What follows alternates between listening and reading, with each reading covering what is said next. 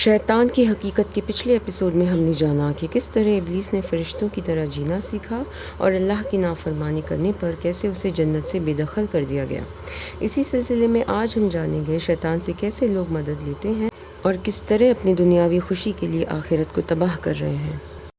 اس کی تصدیق کرتا ہے سورہ بقرہ کی یہ آیت، جس میں اللہ فرماتے ہیں کس طرح لوگوں نے شیطان کی پیروی کی اور اس جادو کی بھی پیروی کی جس کا علم ہاروت اور ماروت کو تھا، حالانکہ ہاروت اور ماروت تب تک علم ظاہر نہیں کرتے جب تک یہ نہ کہہ دیتے کہ یہ تمہاری آزمائش ہے، کہ کس طرح وہ ایسا جادو سیکھتے جس سے شوہر اور بیوی میں جدائی ہو جائے، کہ اللہ نے اس حرکت کو برا کہا ہے جس نے اپنے آپ کو شیطان کو بیچ دیا ہوتا ہے۔ پر لوگ ایسا کرتے کیوں ہیں؟ کیوں ضرورت پڑتی ہے انہیں خود کو شیطان کو بیچنے کی؟ ہر انسان کی ضرورت ہوتی ہے اچھا کھانا، کپڑا اور گھر کی۔ یہ ضرورت خواہش میں تبدیل تب ہوتی ہے جب ہمیں اس سے بڑھ کر کچھ چاہیے ہوتا ہے۔ زیادہ، اس سے زیادہ اور بھی زیادہ پانے کی خواہش انسان سے کیا کچھ نہیں کراتی۔ اس حاصل کرنے کے جذبے میں کئی لوگ غیر قانونی کام کر جاتے ہیں، اور کبھی وہ کام جس سے قدرت بھی شرمندہ ہو جائے۔ یہ لوگ جنوں سے مدد لیتے ہیں اور کر دیتے ہیں اپنے آپ کو شیطان کے حوالے۔ یہ ایک قسم کا معاہدہ ہوتا ہے جس سے انجام تک پہنچاتے ہیں ایک میڈیٹر، جو لوگوں کی باتیں جنوں تک اور پھر جنوں کی باتیں لوگوں تک پہنچاتے ہیں۔ یہ وہ لوگ ہیں جو اپنے رب کی نعمت اور رحمت سے مایوس ہوتے ہیں۔ انہیں شارٹ کٹ ٹو سکسیس چاہیے ہوتی ہے، اور یہ بھٹکتے ہوئے پہنچتے ہیں اس شیطان مردود کے در پہ جو انہیں کئی ساری بری اور غلیظ کاموں کو انجام دینے کی شرط رکھتا ہے۔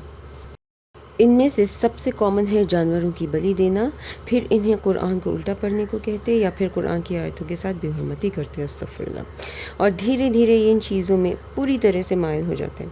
اپنے دن اور راتوں کے سکون کو کھو کر انہیں چند پلوں کی خوشی تو ملتی ہے، پر اپنی آخرت کو یہ ہمیشہ ہمیشہ کے لیے کھو دیتے ہیں۔ اس کا ایک اور ایسپیکٹ ہوتا ہے اس کو پروموٹ کرنا، یعنی اس کو بڑھاوا دینا۔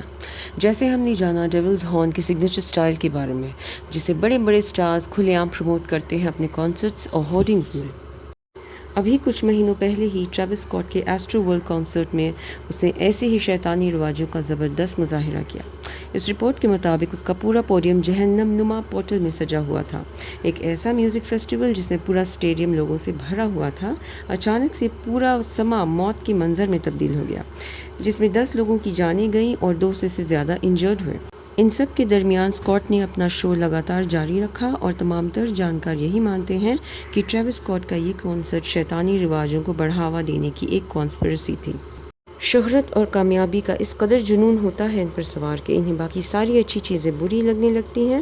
ان کا رشتہ اپنی عبادت گاہوں سے ختم ہونے لگتا ہے، اور اس کا سب سے بڑا ثبوت ہے دی چرچ آف سیٹن، جو 1966 میں دی بلیک ہاؤس سان فرانسسکو میں قائم ہوا۔